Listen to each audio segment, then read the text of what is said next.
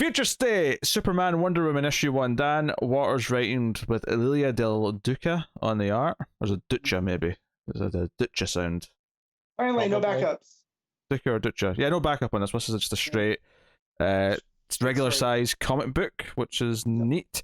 So, I'll give Dan Waters credit because I'm not familiar with Dan Waters, right? Mm-hmm. But based off of what Connor said, I do like what he had tried to do here with the mythological aspects, meeting the sci-fi aspects. I just don't know about the dialogue and characterization. That's interesting. Yeah, I've got a sticky feeling because Connor was very enthusiastic about what he said was definitely his number one this week, early on in the week.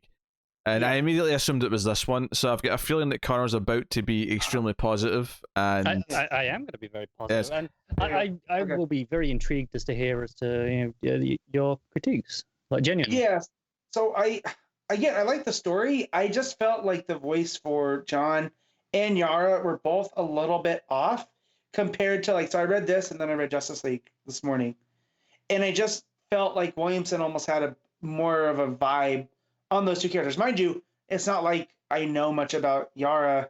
Yeah, I actually think Yara in this feels more like Yara from her own book from last week than the Justice League book. I don't know, that moment where I think it's the guy in the helicopter, the pilot is like, I'll shoot you, and she just goes, oh, please try and shoot me, and it's got the big grin on her face. And then the payoff to that is the writing the lines on the chopper. I will not try and shoot Wonder Woman. I will not try and shoot Wonder Woman. I will not embezzle from the people with my face. Yeah.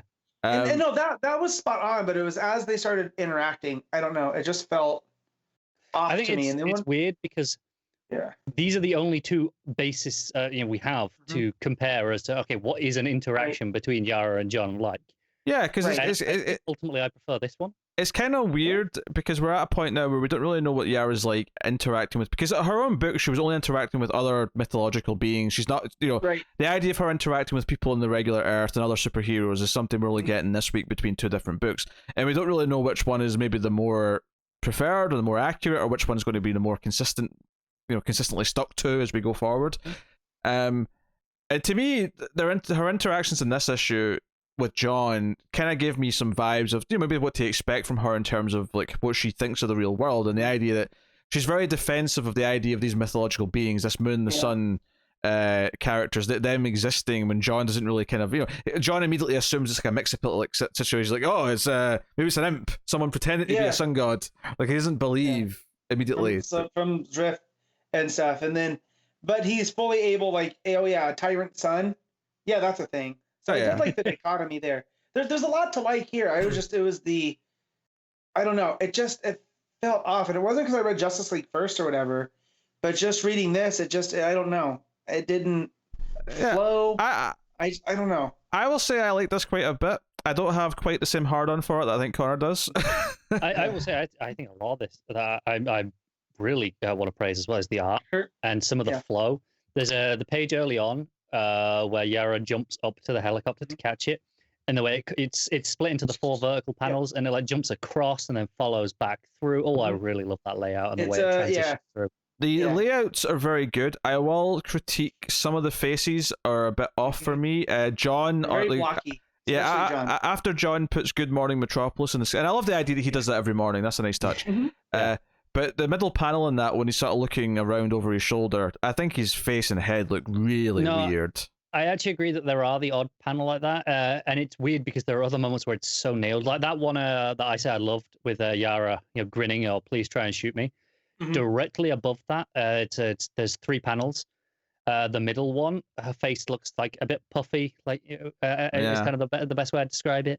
And there are definitely moments where it's like, oh, that just doesn't feel right. But then a lot of the big moments, it really lands. You can see where they've spent the time, I guess. What I like about this issue is kind of how it's structured, where it shows you John's typical morning, it shows you what Yara's doing on her own, and then we have this issue where she goes to visit the sun and the moon, who are literally these 2 gods that are just kind of hanging out on a farm, and they're shooting the shit a little bit, but then the sun god gets really upset because he looks up at the sky and sees 2 suns.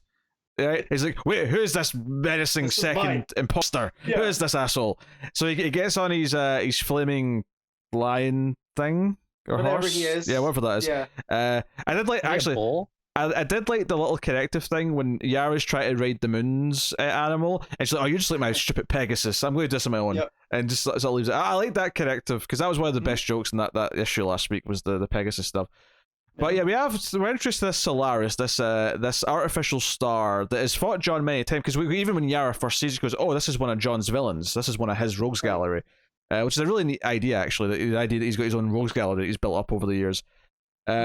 And we have this, and I'm not necessarily big on these big mythological ideas, and I don't tend to be in love with these kind of things as much. I think what makes it work for me in this issue, right? There's two things that make it work in this issue. One, just like last week's Yara Flor issue, her attitude and the way she interacts with them is not the same as how it's normally handled, and it makes it grounds it a little bit more for me in a weird way. Two, this sun god basically trying to have a dick measuring contest with this other son. Be a better son. It's pretty funny, right? There's like a weird petty humanness to it that I think makes it kind of work. It's just like whereas I'm faster than you, or I can be hotter than you. Yeah, but isn't that true to mythology though? You'd say, Connor? Like, those are the type of stories, because I found when you read mythology, it's not like the stories ever really build up the gods. It almost doesn't show how fallible and human-like they can be. So like this felt very in that spirit, to where the sun god runs off, and then the moon gods, who's the opposite, is just like, hey, you want some of this distilled kashaka? Yeah, you know? No, it's very it's unusual to see the moon god being a male. Most cultures have the moon as a woman. So I thought that was interesting, because obviously I'm not familiar with this mythology. Right. But just more to your point, yeah, a lot of mythologies, as much as they are gods and are worshipped, a lot of these stories about them are how terrible people they are. Their personalities are kind of not very good, and a lot of the sacrifice and things and worship in their name is out of fear as much as it is love or respect. Right. It's very different from most modern religions where it is a love or respect for your god, and that's the basis of it. It's very different. I mean, most now the gods are infallible, whereas in ancient worlds it was not at all. Yeah, I mean that might be just true to form, right? But I guess my counterpoint to that would just be, well, yeah, but normally I tend to want to just fall asleep when I'm reading the interactions, whereas here I was laughing. Here I was like chuckling, and I was. Well, that's because like even with Diana, just her vibe's so much different. Is that there is that respect built into her, right? Versus with Yara, it's kind of she's just like, this is just another person. Well, no, I'd go further than that. I'd say the vibe I get from Yara is she almost feels not that she's literally babysitting them, but she almost has like oh, here he goes again, and she has to like go and deal with his shit. There's kind of like a relatability to that. Yeah. Yeah. That's what you've just described is like Balder in Norse mythology, for example, with dealing with Thor or Loki shit. Not this bollocks again. Yeah. There are a lot of mythologies that have this take, especially, I mean, it depends on whose translations you look at, but I mean, like you've got the Greek ones of Zeus going, nah, I'm gonna go be a swan and screw this woman because that's what I want, like, because that's a thing that makes sense. Yeah. Well, and it's again they spoke almost to a relatability for regular people, and because I know when it came to Viking stuff, the stuff that I've read was the Vikings would curse their gods more than anything, right? It wasn't that they were, like you said, it was almost out of fear, or I need something, so what do I need to sacrifice to get something to get your favor? It was an exchange rather than a worship. And like here, when she shows up at their house, and like Pete said, oh, here he goes again, and she has to go bring him back. Yeah, no, I mean, he gets himself in trouble. That felt very true to mythological stories. And I think, and I don't really care if Ethan's true to mythological story. I couldn't give a shit about the mythological side of it. but we do. So right. But one of the things that I like here though is that they mention that they only exist again because people remember who they are, and that Yara is a part of that. Yara, obviously being tied to the mythological world and seems to care more about that than the human world, is made a point of like helping the gods be remembered. That the ones that should be remembered. I mean, yeah, this is something that actually a lot of modern mythological retellings have played with. American Gods plays with this. The Percy Jackson books. Gods, right? Yeah. Oh god, American Gods and Percy Jackson. Oh my god. No, I'm saying no. That's a very. It's a common element between a lot of modern mythological storytelling. Is this idea of belief being the reason that they exist or don't exist? As the counterpoint, or cease to exist, right? Yeah. So here and I think I read, and I don't know if this is spoilers, but I think Yara's the daughter of one of the river gods, and that's where she comes from. So it's kind of. I thought based off of. I mean, maybe on her mother's side, I don't know, but based off of the opening of her issue last week, it sounded like it was the Thunder God still to me, and that was the link between her being Wonder Woman was okay. She's the daughter of a Thunder God, much like Diana. Right. I could be wrong. Well, whatever it was, she bridges that world like Diana, but it's almost opposite. Whereas Diana's this emissary from them to humankind. Versus, I feel like Yara's the emissary of the gods, or the opposite. Whatever I just said. Humanity, bringing humanity to the gods. Eloquently put, Matt. I probably knew what I was going for. I did. And then when you enter John into all of this, where he is, half Kryptonian, half human, and is taking over his dad's legacy, and like when he goes up he has to trick Solaris too, in order for them to, have their contest, which is again another thing that to get back to the plot here, John goes up to Solaris and basically says, look, you always come back stronger, I always end up winning, how about we stop this shenanigans? How about tomorrow we could fight, and if you're stronger than me, I won't even put up a fight after you win, I'll just let you take me, you'll have me, and we'll end this. And Yara's very critical of his plan here. He's like, I bought some time, what the hell?